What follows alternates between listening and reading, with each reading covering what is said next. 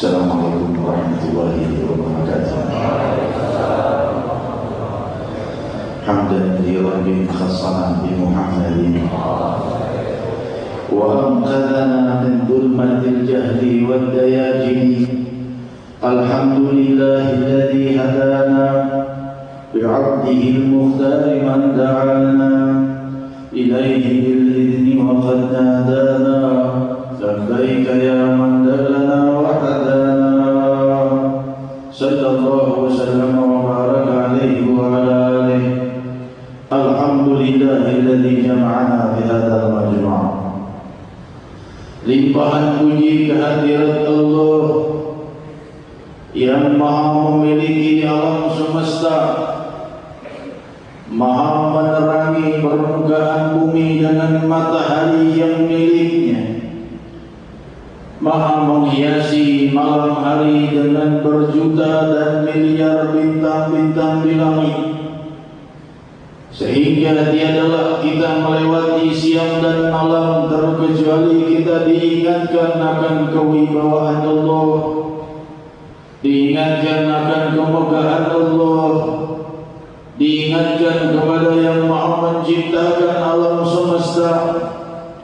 Hadirin hadirat yang dimuliakan Allah, sehingga diciptalah sedemikian banyak warna dan bentuk yang masing-masing berbeda fungsinya, berbeda kejadiannya, yang juga kesemua itu agar kita lebih memahami Allah, nama yang berpadu kepadanya seluruh ciptaan, nama yang bersumber darinya segala kejadian, nama yang berawal darinya segenap kehidupan, nama yang maha tunggal dan maha abadi, nama yang maha agung dan maha luhur, berawal darinya seluruh kebahagiaan dunia dan akhirat, berawal darinya segenap ciptaan, warna dan sifat yang kesemuanya fana dan sirna. Setelah Allah Subhanahu wa taala menciptakannya, maka muncullah seluruh kejadian, muncullah warna, bentuk dan sifat di alam semesta ini, muncullah alam semesta yang sebelumnya tiada, muncullah kejadian yang sebelumnya belum terjadi, muncullah matahari yang sebelumnya tiada, muncullah bermiliar bintang yang sebelumnya tiada, yang sebelumnya Allah Subhanahu wa taala belum menciptakannya. Dialah yang maha tunggal dan maha abadi, dan Allah ada sebelum segala-galanya ada tanpa pengawalan dan tiada akan pernah berakhir dengan penghabisan. Maha ada, berbeda dengan seluruh makhluk yang keberadaan mereka berawal dan berakhir, dan terikat pula oleh kejadian, terikat oleh waktu dan tempat. Berbeda dengan zatnya Allah, ada tanpa batas awal dan tanpa batas akhir, karena batas awal dan akhir diciptakan oleh Allah Subhanahu wa taala. Dan Allah menciptakan batas awal dan batas akhir dan menjadikan seluruh makhluk ada di antaranya. Tiadalah yang ada terkecuali berasal dari kehendak ilahi, dan tiada pula yang sirna terkecuali dengan kehendaknya. Hadirin hadirat yang dimuliakan Allah, telah kita pahami firman Allah, yusabbihu lahu ma fis samawati wa ma fil ardh.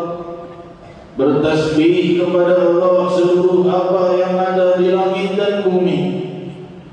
Sehingga bila kita dalami makna ini, hakikatnya kita ini hidup di dalam samudera zikrullah, di dalam lautan tasbih seluruh alam semesta, yang alam ini sejak diciptakan hingga berakhir tiada berhenti mengagungkan dan mensucikan Allah. Sebagaimana ditemukan para ilmuwan kita, bahwa setiap benda-benda mati itu mempunyai suara, tidak terkecuali pohon, tumbuhan batu, gunung dan bahkan setiap debu, terkecuali semua benda, molekul dan atom itu mempunyai suara, namun frekuensinya tidak terdengar oleh telinga manusia, sehingga mereka menemukan bahwa alam semesta ini keseluruhnya bersuara. Fahamlah kita berita dari Rabbul Alamin sebelum penjelasan mereka bahwa itulah suara tasbih alam semesta mengagungkan nama Allah. Hadirin hadirat yang dimuliakan Allah, sadarilah engkau hidup di antara samudra tasbih dan zikrullah. Kita ini hidup dalam gemuruh pengagungan atas nama Allah. Tinggallah ruh dan jiwa kita yang sepi dari zikrullah, sedangkan alam semesta ini dipenuhi dengan daya khusyuk, dipenuhi dengan pengagungan terhadap Rabbul Alamin, dipenuhi dengan cahaya keagungan Allah. Demikian hadirin hadirat yang dimuliakan Allah, rahasia keabadian yang disimpan oleh Allah pada keturunan Adam telah sampai padaku dan kalian setelah kematian akan sampai kepada kita. Dan sang Nabi diutus membawa Al-Quranul Karim sebagai rahmatnya Allah Subhanahu wa ta'ala, Sayyidina wa Maulana Muhammad sallallahu alaihi wasallam, gelar yang diperbolehkan oleh sang Nabi untuk orang-orang yang dimuliakan, sehingga para sahabat diriwayatkan dalam Sahih Bukhari saling memanggil satu sama lain dengan ucapan Sayyidina, bahwa Sayyidina Abu Bakar As-Siddiq radhiyallahu anhu dipanggil Sayyidina oleh Sayyidina Umar bin Khattab.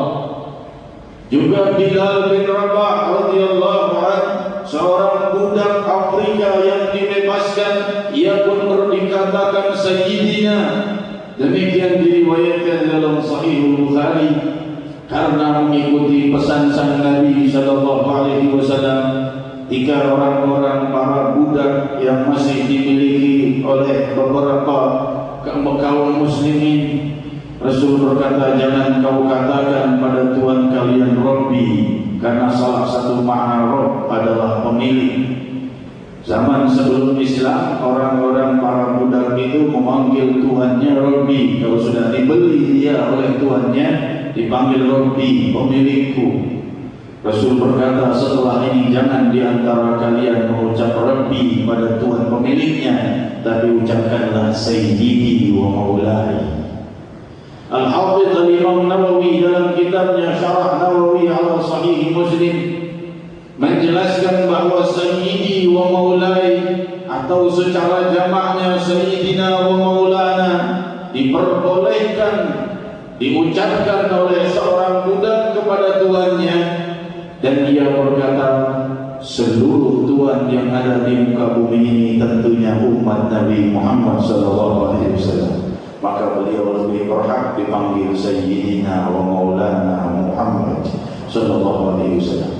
Hadirin hadirat yang dimuliakan Allah, Sahibul Quran, sang pembawa Al-Quranul Karim, yang di dalamnya tersimpan sedemikian banyak samudera anugerah ilahi, padanya kemuliaan ijabat doa, padanya pengampunan, padanya rahasia keluhuran dunia dan akhirat, padanya tersimpan cahaya kebahagiaan dalam setiap huruf-huruf kalimat ilahi. Dan Rasul sallallahu alaihi wasallam bersabda, kita telah mendengar hadisnya, inna afdalakum man ta'allama al-Quran wa 'allamah. Demikian diriwayatkan dalam Sahih Bukhari. Yang paling afdal di antara kalian adalah yang mempelajari Al-Quran dan mengajarkannya. Al-Hafidh Al-Imam Ibn Hajar di dalam kitabnya Fathul Bari bi Syarah Sahih Bukhari menjelaskan makna hadis ini, bahawa yang dimaksud belajar Al-Quran adalah seluruh syariat syariatul mutahharah. Karena seluruh ilmu syariah ini berinduk kepada Al-Quranul Karim. Maka ilmu tauhid, fikih, tasawuf, hadis dan seluruh ilmu syariah semuanya itu adalah ilmu Al-Quranul Karim. Maka barang siapa yang mempelajari ilmu syariah, ia telah terkena dengan hadis ini. Yang paling afdal di antara kalian adalah yang mempelajari Al-Quran dan mengajarkannya. Dari rahasia keberkahan Al-Quranul Karim dan seluruh cabang ilmu syariatul mutahharah yang merupakan berindukan kepada Al-Quranul Karim, Al-Imam Ibn Hajar Al-Asqalani menjelaskan di sinilah afdalnya para pencari ilmu dan para ulama melebihi para syuhada. Karena tiadalah para syuhada mengerti hukum syuhada terkecuali karena ia mempelajarinya dari para ulama. Disinilah manusia yang paling afdal di muka bumi adalah mereka yang mempelajari syariah dan yang mengajarkannya, dan pemimpin mereka itu semua adalah Sayyidina wa Maulana Muhammad sallallahu alaihi wasallam wa baraka alaihi wa ala alihi.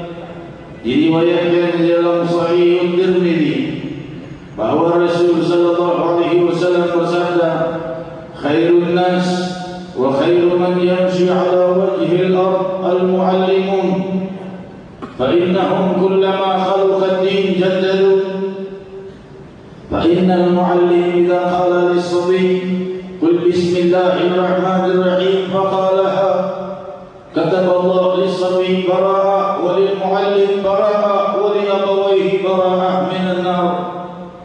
Sebaik-baik manusia yang menginjakkan kaki di atas bumi adalah para pengajar ilmu syariatul mutahharah. Karena mereka apabila agama menemui kerusakan, mereka memperbaikinya. Lantas beliau menukil makna dari para pengajar itu bukan khusus para ulama.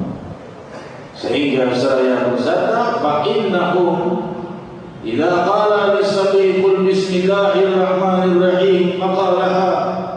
Sungguh seorang pengajar itu bila mengajarkan kepada seorang anak atau siapa saja yang belum bisa membaca Al-Quran untuk mengucapkan bismillahirrahmanirrahim sampai anak itu bisa mengucapkannya, atau sampai orang yang tidak bisa membaca basmalah sampai bisa mengucapkan bismillahirrahmanirrahim, kataballahu lis-sabi bara'ah wa lil-muallim bara'ah wa li abawayhi bara'ah minan nar. Allah tuliskan untuk sang pengajar dan untuk yang diajari dan untuk kedua orang tua mereka lepas dari api neraka. Dari keberkahan kalimat bismillahirrahmanirrahim, kita semua di sini bisa mengajarkan orang di antara kita mengucap bismillahirrahmanirrahim. Kalau kalimat itu sudah sedemikian, bagaimana Al-Quranul Karim? Bagaimana lagi perluasan dari ilmu Al-Quranul Karim? Hadirin hadirat yang dimuliakan Allah, kita mendengar riwayat agung ketika Sayyidina Ubay bin Ka'ab radhiyallahu anhu wa ardhah didatangi oleh Rasul sallallahu alaihi wasallam. Kita lihat bagaimana tingginya derajat mereka, murid-muridnya Rasulullah sallallahu alaihi wasallam. Berkata Rasul, wahai Ubay bin Ka'ab, aku diperintah Allah untuk membacakan untukmu surat lam yakulil ladina kafaru min ahlil kitab. Maka berkatalah Ubay bin Ka'ab, ya Rasulullah, Allah samanilah. Rasul, tidak salah Allah menyebut namaku di hadapanmu. Maka berkata Rasul SAW, nah, betul, Allah meminta aku membacakan surat lam yakulil kepada Ubay bin Ka'ab. Ubay bin Ka'ab tidak percaya, tanya lagi, ya Rasulullah, inni nukirtu inda Rabbi, namaku disebut oleh Allah. Rasul mengalirlah kedua air matanya, terharu akan bagaimana maha penyantunnya Allah Subhanahu wa ta'ala kepadanya. Dan ini dia dapatkan sebab apa? Sebab dia mempelajari dan berguru dan berbakti dan mencintai Sayyidina wa Maulana Muhammad sallallahu alaihi wasallam. Demikian keadaan para sahabat. Sahabat ini hadirin penyembah berhala, akan tetapi terangkat derajatnya sedemikian tinggi karena cinta dan baktinya kepada Sayyidina wa Maulana Muhammad sallallahu alaihi wasallam. Masdarur rahmah. Dalam riwayat lainnya, ketika Sayyidina Abdullah bin Mas'ud radhiyallahu anhu wa arda dipanggil oleh Rasul sallallahu alaihi wasallam, "Wahai bin Mas'ud, bacakan padaku Al-Qur'anul Karim." Bin Mas'ud berkata, "Ya Rasulullah, aqra alaik wa alaika unzil." Ya Rasulullah, aku baca Al-Quran di hadapanmu, padahal Al-Quran itu turun padamu. Rasul berkata, "Ini uridu an asma' min ghairi." Aku ingin dengar dari yang selainku. Demikian keadaan sang pengajar dan guru yang paling mulia dari semua guru di muka bumi, Sayyidina Maulana Muhammad sallallahu alaihi wasallam. Beliau yang diturunkan padanya Al-Quran, namun kerendahan dirinya dan sifat penyantunnya ingin dengar dari yang lain. Maka apa artinya bacaan sahabat-sahabatnya dibanding bacaan Sahihul Quran Nabi Muhammad SAW? Maka Sayyidina Abdullah bin Mas'ud membaca Al-Quran surat An-Nisa sampailah kepada ayat, "Fakaifa idza ji'na min kulli ummatin bi syahid wa ji'na bika 'ala haula'i syahida." Maka bagaimana wahai Muhammad sallallahu alaihi wasallam, kata Allah, bila ku datangkan semua umat dan dibawakan atas mereka saksi, dan ku datangkan engkau untuk bersaksi untuk umatmu dan mereka. Ketika mendengar ayat itu, Rasul berkata, "Hasbukal ayat." Cukup, berhenti, jangan teruskan. Haru jiwa sang Nabi ketika mendengar ayat ini. Beliau teringat bahwa beliau akan menjadi saksi bagi umatnya. Cukup, kata Rasul. Abdullah bin Mas'ud melihat wajah sang Nabi, wallahi air matanya mengalir. Sallallahu alaihi wasallam. Rasulullah sallallahu alaihi wasallam, nabiku dan nabi kalian, idolaku dan idola kalian, ketika diingatkan tentang umatnya pasti mengalir air matanya. Ketika disebutkan sesuatu tentang umat beliau pasti mengalir air mata. Sallallahu alaihi wasallam mubarak alaih, yang sangat menginginkan umatnya mulia. Harisun alaikum, kata Allah, sangat menjaga kalian. Rasul sallallahu alaihi wasallam mempunyai sifat mulia seperti itu karena apa? Karena dicintakan oleh Allah. Demikian Allah yang menjadi sumber segala keindahan memandang keindahan besar kepada Sayyidina Maulana Muhammad sallallahu alaihi wasallam. Maka beruntunglah orang yang memuliakan orang yang dimuliakan Allah, dan merugilah orang yang merasa berat memuliakan apa-apa yang dimuliakan oleh Allah Subhanahu wa taala. Diriwayatkan di dalam Sahih Bukhari, ketika Ibnu Hudayr radhiyallahu anhu membaca Al-Quran di malam hari, ayat demi ayat dia baca dalam qiyamul lail. Di sini hadirin hadirat kita perjelas bahwa membaca Al-Quran di dalam salat tidak membatalkan salat. Memegang Al-Quranul Karim di dalam salat tidak membatalkan salat. Karena gerak-gerak dalam amrun ubudiyah tidak membatalkan salat. Karena itu gerakan untuk ibadah berbeda dengan gerakan-gerakan untuk ghaflah, maka 3 kali berturut-turut membatalkan salat.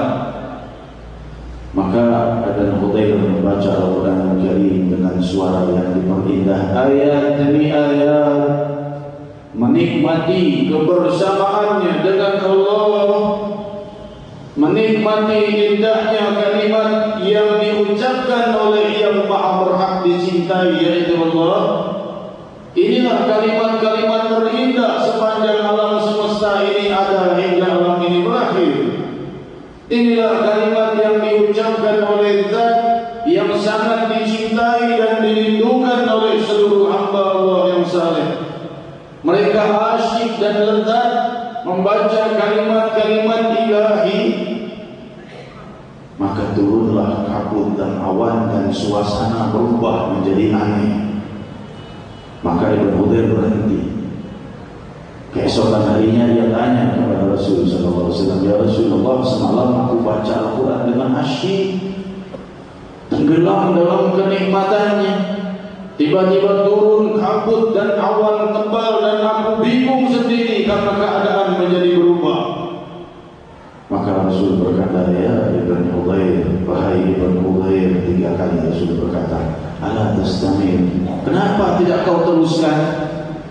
Ibn Hudayr berkata, kalau aku teruskan aku risau, karena kudaku di depanku. Mereka melakukan sholat itu, qiyamul lail ini adalah di tempat terbuka dalam perjalanan. Di depanku itu tidak jauh ada kudaku terus meringkik dan mulai mengamuk. Dekat kudaku anakku tidur. Ku takut anakku terinjak nanti. Rasul berkata, tilkal malaikah tanati sautika. Itu adalah malaikat yang mendekat karena suaramu. Suara Ibn Hudayr radhiyallahu anhu. Suara bukan suara Nabi. Suara seorang manusia saja dari umat Nabi Muhammad SAW. Suara yang keluar dari jiwa yang khusyuk. Suara ini kata Rasul, janat malaikat disautika. Malaikat itu turun mendekat karena suaramu. Bukan suara yang indah dari para penyanyi, bukan ini yang dimaksud, tapi suara yang keluar dari jiwa yang penuh kerinduan dan pengagungan kepada Allah. Hadirin hadirat, demikian salah satu dari keramatnya para sahabat. Ini diriwayatkan dalam Sahih Bukhari. Maka jangan ingkari kalau kita dengar keramat para wali Allah Subhanahu wa taala. Hal yang berbeda terjadi pada mereka itu sudah terjadi di zaman Rasul dan riwayat sahih. Hadirin hadirat yang dimuliakan Allah.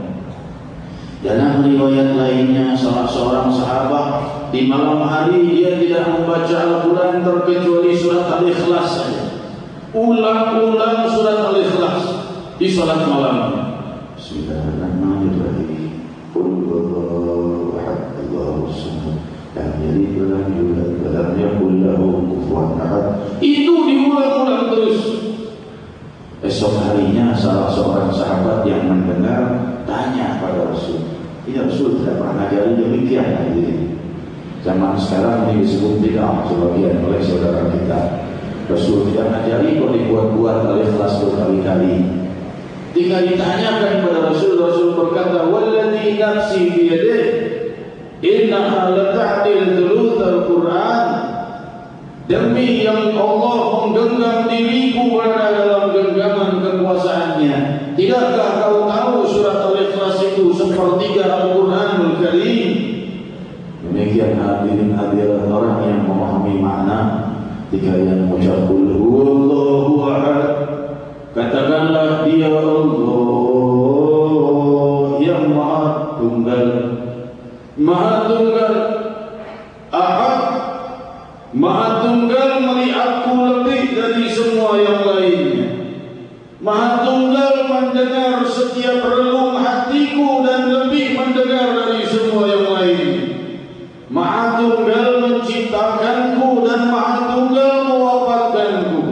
Maha tunggal memberiku panca indera dan maha tunggal yang bisa mengampuni dosaku. Maha tunggal yang bisa membuatku selamat dari neraka. Dia Allah pula maha tunggal yang bisa memberikan padaku surga. Jika ucapan ini disebut qul huwallahu ahad, katakanlah dia Allah maha tunggal. Sirna seluruh nama-nama lainnya dari makhluknya tenggelam dalam keesaan Allah. Berulang-ulang ini diulangnya, inilah sepertiga Al-Quranul Karim. Rasul sallallahu alaihi wasallam bersabda, diriwayatkan oleh Abdullah bin Umar radhiyallahu anhu, untuk mengkhatamkan Al-Quran sebulan sekali. Abdullah bin Umar radhiyallahu anhu saat itu masih muda. Saya berkata, ya Rasulullah, aku lebih mampu lebih lagi. Maka Rasul berkata, kalau mampu lebih, maka seminggu sekali khatam Al-Quran. Abdullah bin Umar berkata, aku mampu lebih, ya Rasul. Rasul berkata, kalau lebih lagi 3 hari sekali khatam Al-Quran. Abdullah bin Umar radhiyallahu anhu berkata lagi, ya Rasulullah, aku berpuasa setiap hari.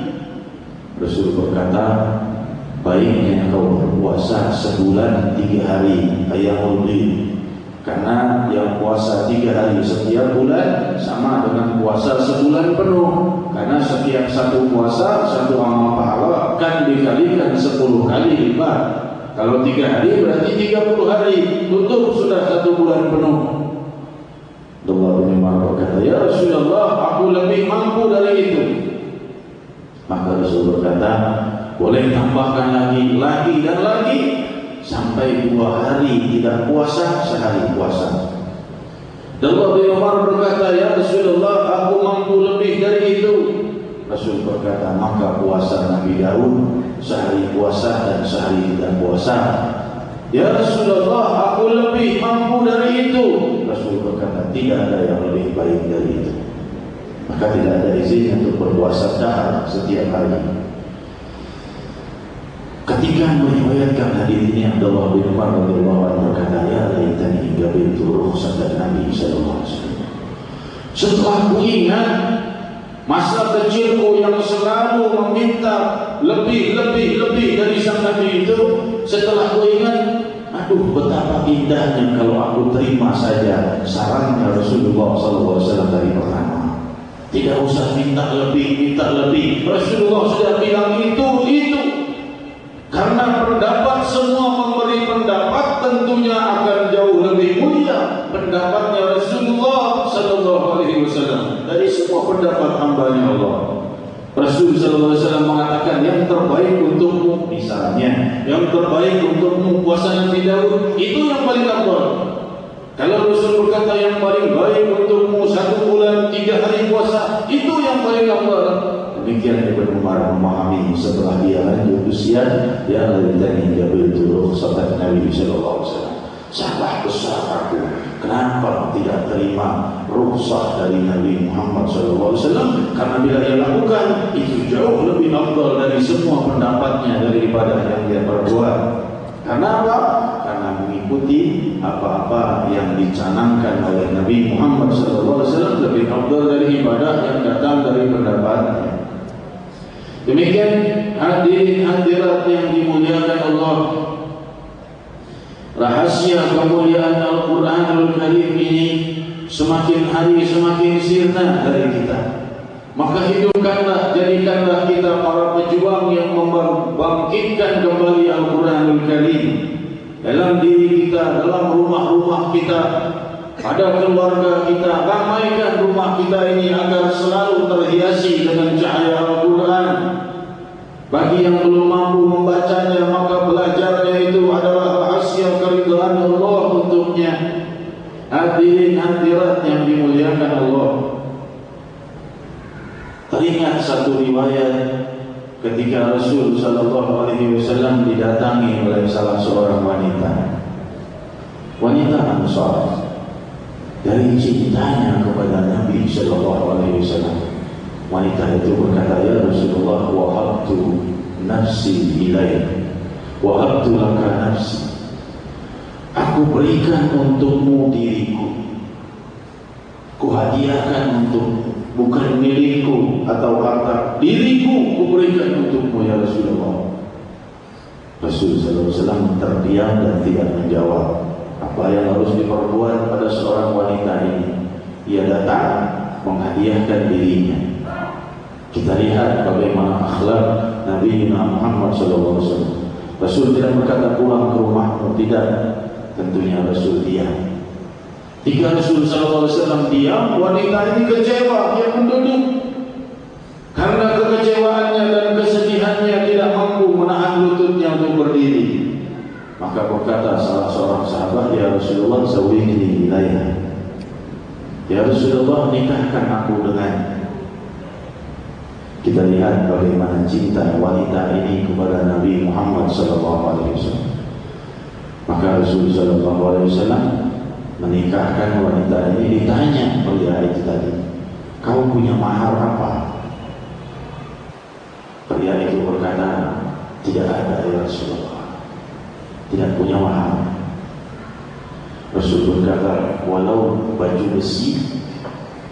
Ia berkata, "Tidak ada ya Rasulullah."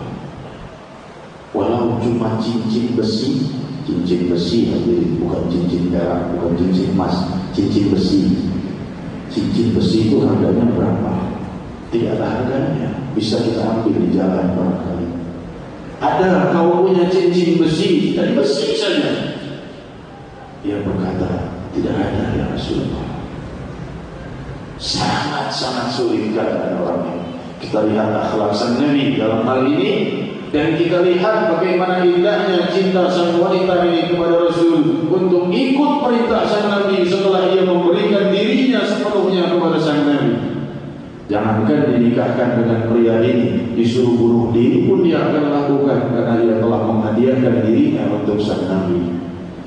Maka Rasulullah SAW berkata, "Kau punya hafalan Al-Quran?" Pria itu berkata, "Aku punya hafalan Al-Quran. Kalau begitu kunikahkan dia, wanita ini, kepadamu dengan mahar Al-Quran kau ajarkan kepadanya." Ini mahar seindah-indah mahar. Mahar adalah kalamullah diajarkan untuk sang calon mempelainya. Indah sekali hadirin hadirat yang ini diriwayatkan dalam Sahih Bukhari. Tas kejadian ini turunlah ayat, "Wa iyakunu faqiran yughnihimullah." Seandainya mereka itu miskin, Allah akan melimpahkan kekayaan untuknya. Ayat ini turun. Karena apa? Karena tawakalnya pria dan karena cintanya sang wanita kepada Nabi Muhammad SAW. Allah jamin akan membukakan baginya kekayaan. Kita lihat indahnya hal seperti ini. Bagaimana jiwa-jiwa mereka yang sangat mencintai Rasulullah SAW. Hadirin hadirat yang dimuliakan Allah, kita mendengarkan riwayat-riwayat mulia dan luhur ini, maka kita bermunajat kepada Allah Subhanahu wa taala. Semoga Allah Subhanahu wa taala mencurahkan ke dalam jiwa kita untuk selalu di dalam kemuliaan, selalu di dalam kesejukan, selalu di dalam rahmah. Dan kita berdoa dengan turunnya hujan ini, inda nuzulil matar mustajabud du'a far'u. Di saat turunnya hujan itu, Allah Subhanahu wa taala banyak menjawab doa-doa, maka berdoalah. Maka kita Subhanahu wa taala menyeru Allah Subhanahu wa taala, nama yang mengawali segala kejadian, nama yang menerbitkan segala kebahagiaan, nama yang akan memberikan pada kita pengampunan dan maha mampu memberikan pada kita surga beserta istana-istana keabadian. Mintalah kepadanya hadirin hadirat, karena dialah yang paling berhak diminta dari semua yang diminta dari segenap makhluknya. Bersatu seluruh permintaan kepada kudrat ketentuannya. Faqulu ya Allah, ya Allah, ya Allah, ya Allah, ya Allah, ya Allah, ya Allah, ya Allah, ya Allah,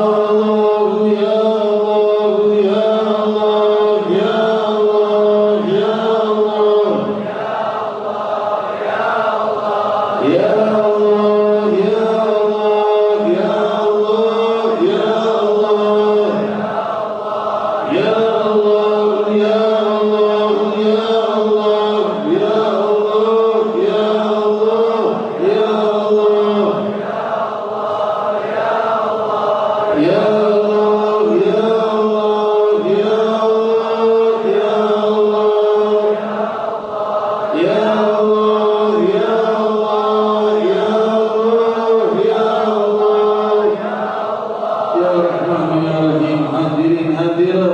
Sungguh di saat gejolak api neraka diperlihatkan kepada keturunan Adam, di saat itu ada orang-orang